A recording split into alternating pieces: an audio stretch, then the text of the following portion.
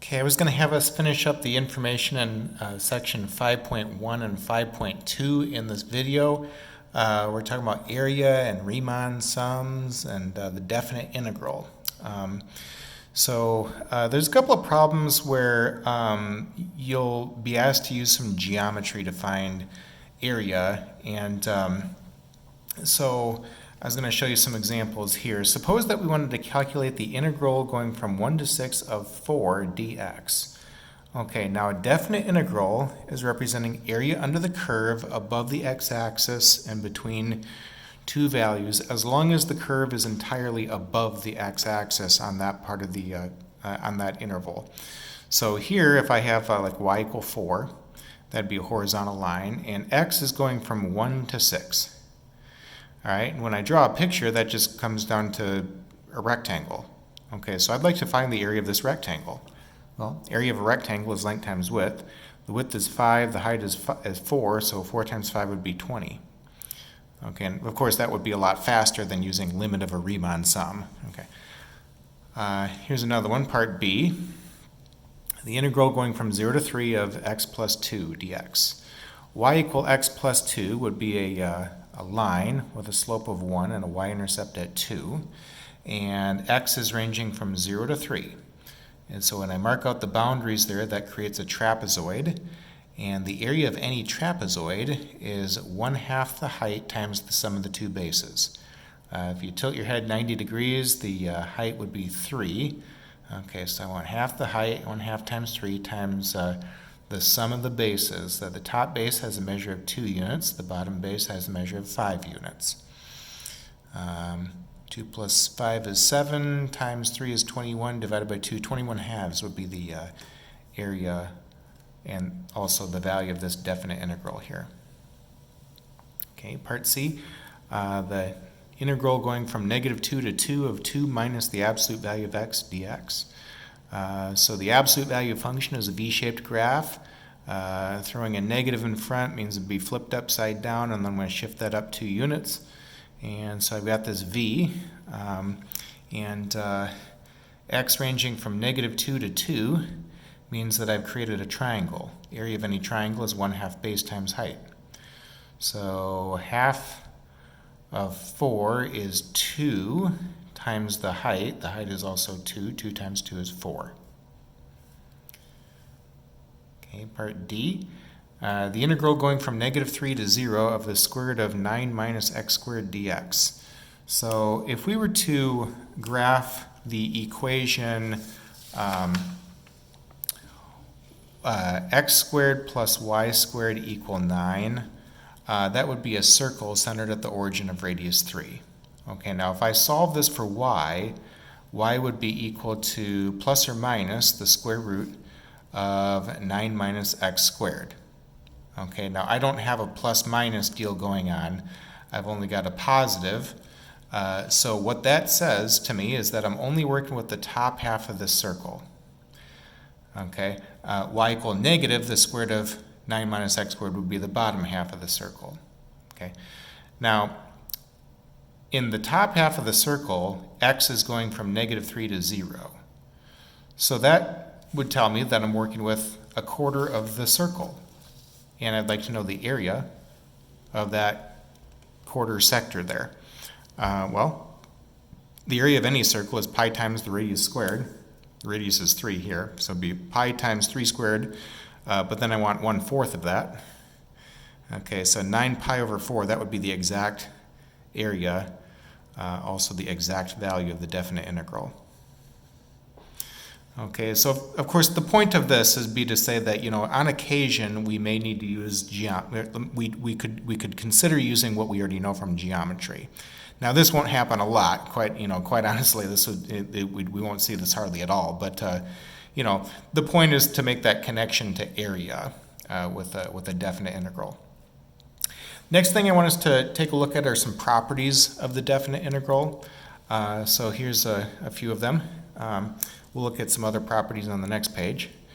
One property of a definite integral says that if you're integrating a constant, c, on the interval a to b, you're just going to simply take that constant times b minus a.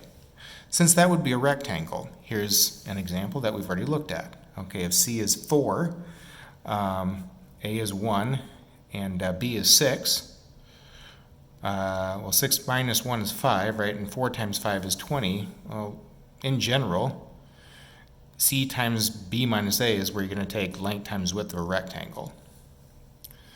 Property 2 says that constants can come out of integrals. Oh, we should already know that because a definite integral is defined as a limit of a Riemann sum. We know constants can come out of sums, and we know constants can come out of limits. So constants can come out of integrals. Item 3, okay, if you're integrating a sum or a difference of two expressions, you can split that integral into two integrals.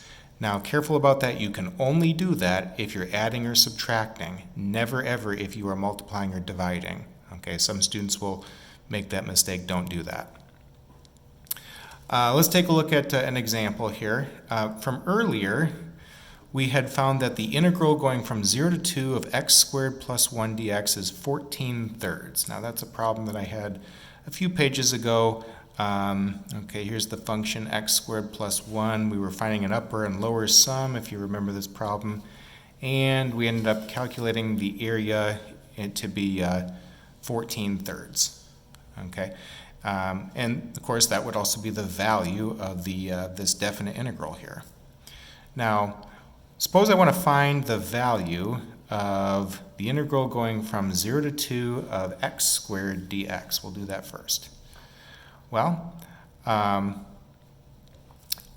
the integral going from 0 to 2 of x squared plus 1 dx is 14/3, as I've mentioned before. When you integrate a sum, you can split that integral into two integrals. So I've done that. Now, when you integrate a constant, you're going to take the constant times the upper bound minus the lower bound. Okay, that was property 1 here that I mentioned. So I'm going to take 1 times 2 minus 0 is 2. And I'll leave that second integral as is. Now, in this problem, trying to squeeze it all in here, you can see that we've got an equation. And if I subtract 2 from both sides, 14/3 minus 2 would be 8/3.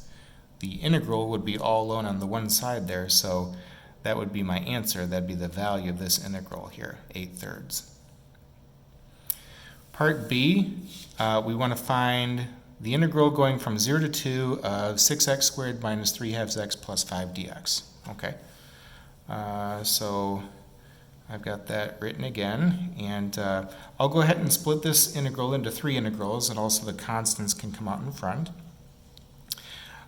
So the first integral, I already know is 8/3, right? We just did that from above.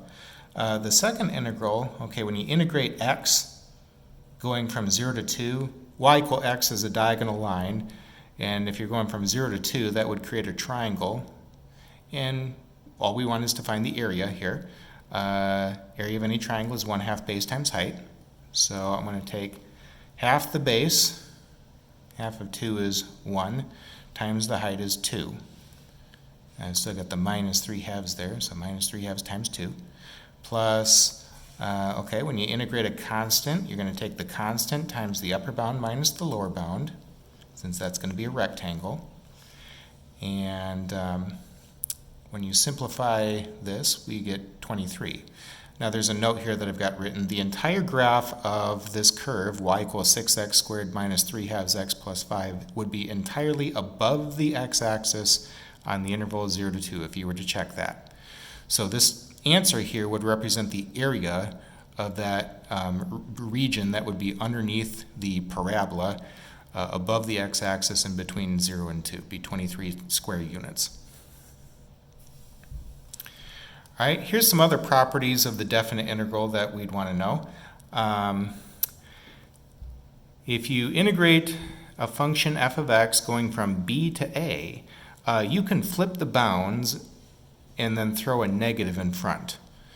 Now, we won't see this right quite yet, but actually at the end of the chapter, when we talk about u substitution, sometimes when you make a u substitution with a definite integral, the bounds end up getting arranged in an unnatural order, and you can very easily flip that by fix that rather by flipping the bounds and throwing a negative in front. Okay. Item 2. Okay, if you integrate a function going from a to a, that's 0. If you go from one number to itself, you're not actually creating a bounded region. You just got a line, and the area would be 0 then, of course.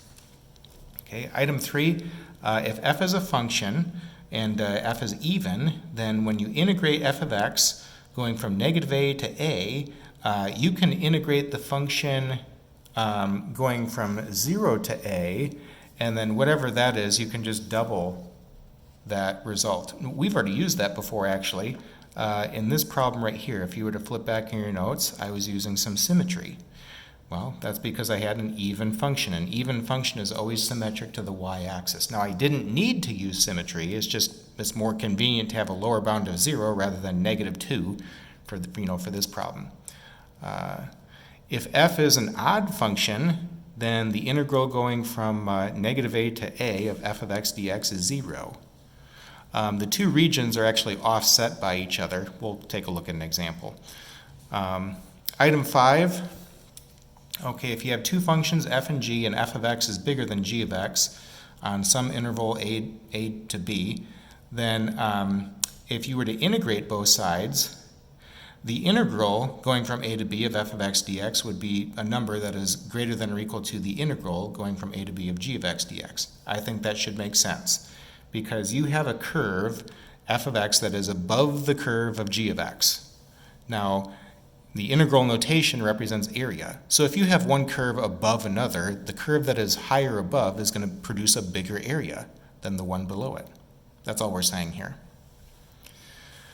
Okay, let's take a look at some examples. Okay, in my first example, I'm integrating the function 6x squared minus 3 halves x plus 5 going from 2 to 0. Now that doesn't make sense, my bounds. Okay, the smaller number is always my lower bound, the bigger number is always my upper bound. But I don't have that here. Okay, well, I can very easily fix that by using property 1. I just flip the bounds, but then I got to throw a negative in front. Now this integral we have already computed from up here. It's the same one, right? And negative 23 then would be my answer. I just throw a negative in front. Okay, here's another one. The integral for 1 plus cosine x, the quantity squared, going from pi over 2 to pi over 2, well, that'd be 0, right? I haven't built a bounded region if I'm going from one number to itself. That's just a vertical line. Here's another example. The integral going from negative 1 to 1 of x cubed dx. That'd be 0. So here's a picture of the cube function on the interval negative 1 to 1. Now you'll notice that part of the curve is below the x-axis and part of it is not. Okay, these two regions are the same size, but whenever you have a region that is below the x-axis, you're going to have a negative number, and whenever you have a region that is above the x-axis, you'll have a positive number, talking about area. Okay, so you have two regions that really are the same size, but one's a positive, one's a negative. They're going to offset each other then. When you add the total space together, you get 0. Now this property only works if the bounds are opposites of each other. Okay, so you have to have an odd function, but the bounds have to be opposites. Like if I were going from negative 3 to 1, then no, I'm not going to get 0. I'm going to get some negative number in that case, right? Because there's more of the region is below the x-axis than above the x-axis there. Okay, here's another example. Suppose we want to integrate the function sine x over 1 plus x squared dx on the interval negative pi to pi. That would be 0. The thing to see here is that sine x over 1 plus x squared, that's an odd function. Okay, if you replace x with a negative x, negative x squared is the same as x squared. Sine of negative x is the same as negative sine of x. Now remember that an odd function is where f of negative x, is the same as negative f of x for all x. Okay, the sine function is an odd function, and therefore my integrand here would be an odd function. The integrand is just simply the function that is in the integral.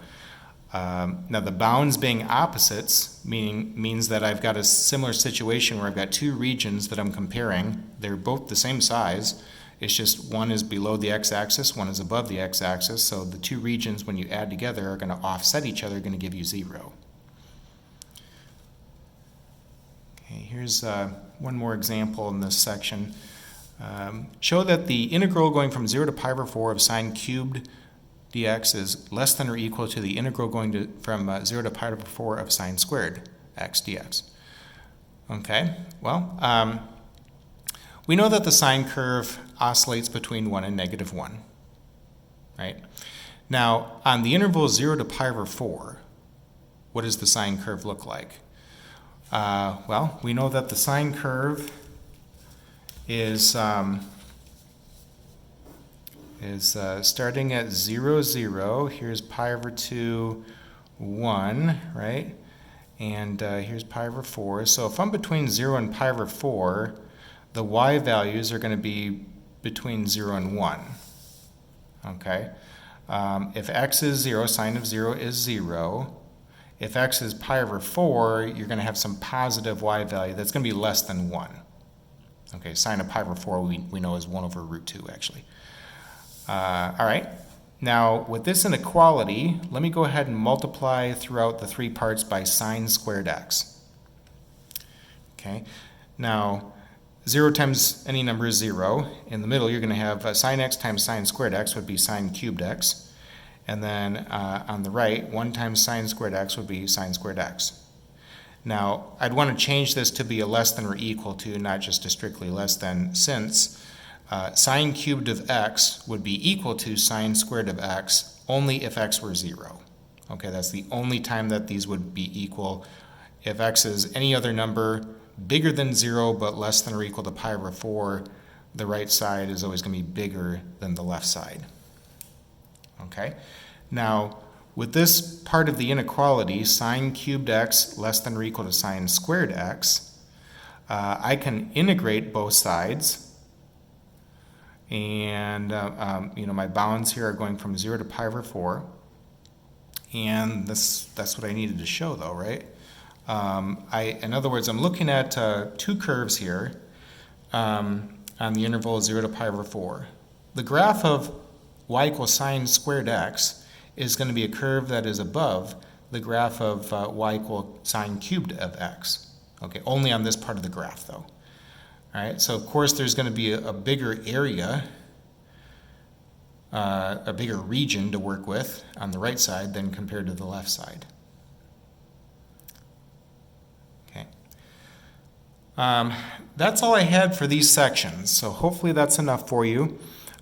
We did quite a lot of things here in these in 5.1 and 5.2, but it's all necessary introductory stuff to the topic of integration. Now, if you remember with when we got into derivatives, I mentioned that we were using the limit definition for to get started with seeing where our differentiation rules come from. All those rules, the product rule, the quotient rule, the chain rule, the trig stuff, like all of them are related to the limit definition.